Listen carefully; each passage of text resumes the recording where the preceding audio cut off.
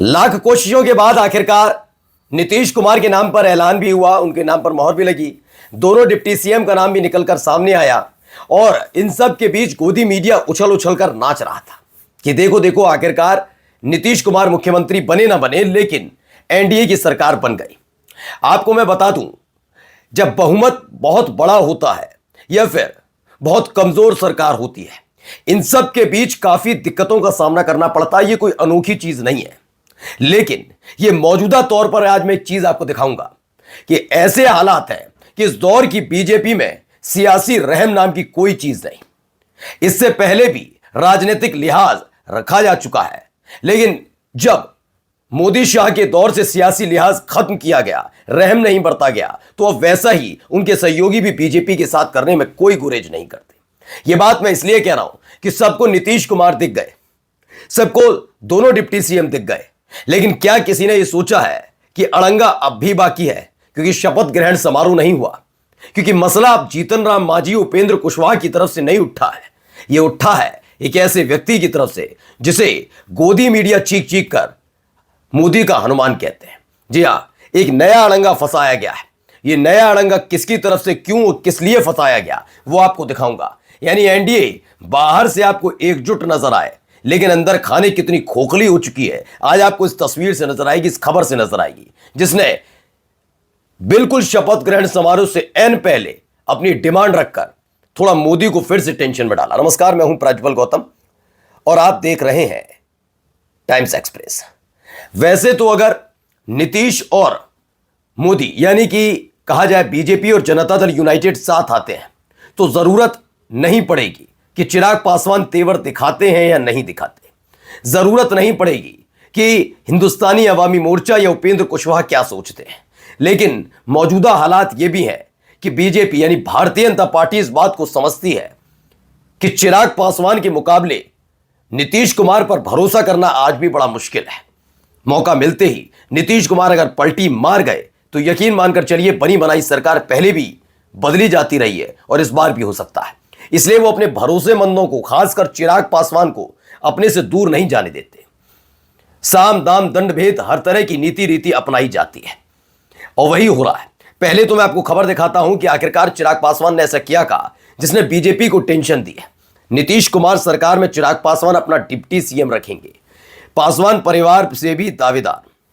अब यह कहा जा रहा है कि मुख्यमंत्री पद के लिए चिराग पासवान पिछले कई दिनों से चुनाव की तारीखों के ऐलान से पहले से लगे हुए थे।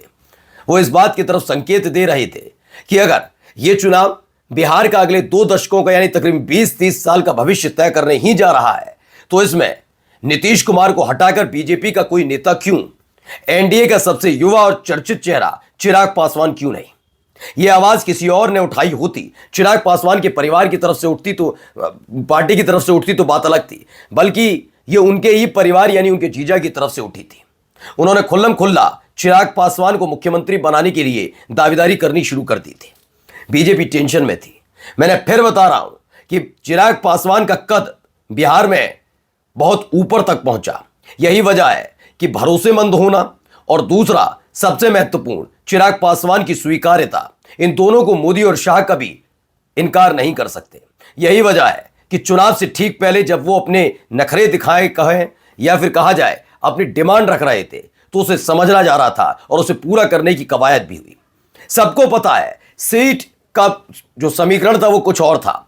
102 सीटों पर जनता दल यूनाइटेड को चुनाव लड़ना था, 101 सीटों पर बीजेपी को चुनाव लड़ना था। मात्र 20 सीटें चिराग पासवान की एलजेपी आर के लिए रखी गई थी और 10-10 सीटें यानी कि 10 सीटें उपेंद्र कुशवाहा की पार्टी के लिए और 10 सीटें हिंदुस्तानी अवामी मोर्चा के लिए रखी गई थी। इस तरह से 243 सीटों का पूरा गुलदस्ता तैयार था। लेकिन चिराग पासवान ने जब खूंटा गाड़ दिया तो चिराग पासवान को मनाने के लिए ही अपने पर कतरने से ज्यादा अपने सहयोगियों के पर कतरने से बाज नहीं आए। वो जानते हैं आज भी मौजूदा तौर पर चिराग पासवान अभी एनडीए को जल्द छोड़कर नहीं जाएंगे। हां, न नीतीश पर भरोसा, न उपेंद्र कुशवाहा पर, न हिंदुस्तानी अवामी मोर्चा के जीतन राम मांझी पर। वो कब क्या करते हैं? ऐसे में एक मजबूत साथी की जरूरत हमेशा बीजेपी को बिहार के अंदर रहेगी। यह बात हकीकत है। इसीलिए सबके पर कतर कर यानी कि 4-4 सीटें उपेंद्र कुशवाहा और जीतन राम मांझी की पार्टी की छीनकर 1 सीट जेडीयू की कम करके 9 सीटें और चिराग पासवान को दी थी। अब चिराग पासवान की तरफ से नई डिमांड हुई है, ऐसे वक्त में जब एक तरफ शपथ ग्रहण समारोह की तैयारियां चल रही हैं, एक ऐसे वक्त में जब चिराग पासवान भी जानते हैं कि मोदी शाह बड़ी मुश्किल में इस पूरी सियासी नैया को पार लगा पाए हैं इस भंवर से, जिसमें नीतीश कुमार ने खूंटा गाड़ा था, मुख्यमंत्री भी मेरा, मतलब मैं मुख्यमंत्री, डिप्टी सीएम में से एक बीजेपी का, एक जेडीयू का, उन सबको नैया को पार करके जब यहां तक पहुंचे तो अब चिराग पासवान ने टांग अड़ा दी है। अच्छा, इसके पीछे की कहानी क्या है तो जरा समझिए। बिल्कुल सही है, न्यूज ट्रैक की खबर है। पहले उप मुख्यमंत्री फिर मुख्यमंत्री की कुर्सी का सपना, चिराग का बड़ा प्लान। बिहार में 20 नवंबर को गांधी मैदान में नीतीश कुमार मुख्यमंत्री के रूप में शपथ लेंगे। शपथ ग्रहण समारोह के दौरान चिराग पासवान ने डिप्टी सीएम बनने की मांग रखी। देखिए, चिराग पासवान ने, जबकि बीजेपी और जेडीयू के बीच मंत्री पदों और सीट बंटवारे को लेकर कड़ी राजनीति जारी है। अब टांग अड़ा दी गई है, कह दिया जा रहा है कि वो डिप्टी सीएम बनना चाहते हैं। इससे पहले भी वो कई बार कह चुके हैं कि वो केंद्र की राजनीति नहीं करना चाहते। चिराग पासवान इस बात को जानते हैं कि वो इस साल नहीं, अगले 10 से 20 साल भी केंद्र में मंत्री रह लें तो वो पहचान नहीं बना पाएंगे जो बिहार की सियासत में रहकर बिहार के एक बड़े नेता के तौर पर उभर सकते हैं। आप माने न माने, कितने ही विरोधाभास आपके हों किसी से भी, लेकिन चिराग पासवान और तेजस्वी यादव आज भी एक दावेदारी के साथ कह सकता हूं, अगर साथ आते तो तस्वीर कुछ और होती।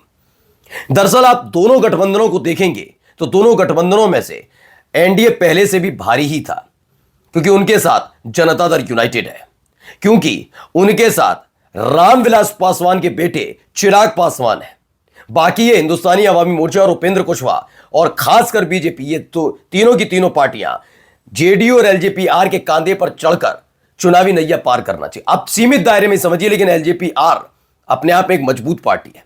लेकिन दूसरी तरफ अगर महागठबंधन में देखें तो एक राजनीतिक दल को छोड़कर सारे के सारे आरजेडी पर लदे हुए थे। लदे का मतलब, आरजेडी वहां एक ऐसी पार्टी है जो सबको अपने कांधे पर लाद कर एक सीट से दूसरी और दूसरी से तीसरी सीट जिताने का ख्वाब दिखा रही थी। कांग्रेस का कोई मजबूत आधार नहीं, वीआईपी कौन, आईआईपी का भी वो लेवल नहीं, और कम्युनिस्ट पार्टियों के बारे में तो आप जानते ही हैं, उनका दायरा कितना सिमट गया है। ऐसे में यह अच्छी और खासी पॉलिटिकल पार्टी है एलजेपी-आर।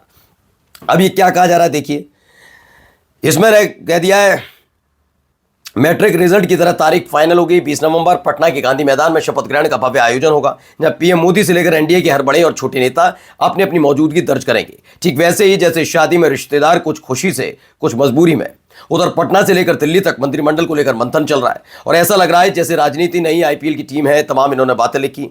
ये इतना ही, कुर्सी कम बढ़ जाए। अब इसमें क्या बताया जा रहा है, सूत्रों के मुताबिक सीट बंटवारे की गिनती इस प्रकार है जो मिलेगा। BJP 16, JDU 14, LJP-are Ramvilas Paswan को 3 और हिंदुस्तानी अवामी मोर्चा 1, आरओएल 1। अब इन सब के बीच ये भी दावा किया जा रहा है कि चिराग के डिप्टी सीएम की डिमांड, सब ठीक ठाक चल रहा था। चिराग पासवान ने एक नए पेज के साथ प्रकट हुए डिप्टी सीएम की मांग के साथ। बीजेपी और जेडीयू दोनों ने इस मांग को वही भाव दिया जो सुबह सुबह आने वाले किटकाट कॉल्स को मिलता है। अब इसमें कहा जा रहा है कि वो लगातार उप मुख्यमंत्री पद की डिमांड कर रहे हैं। फिर मैं कह रहा हूं, ये आज की रात भी क्या शपथ ग्रहण समारोह पर ग्रहण लेकर आएगी, क्योंकि शपथ ग्रहण समारोह से पहले चिराग पासवान ने फिर मोर्चा खोला है। नमस्कार।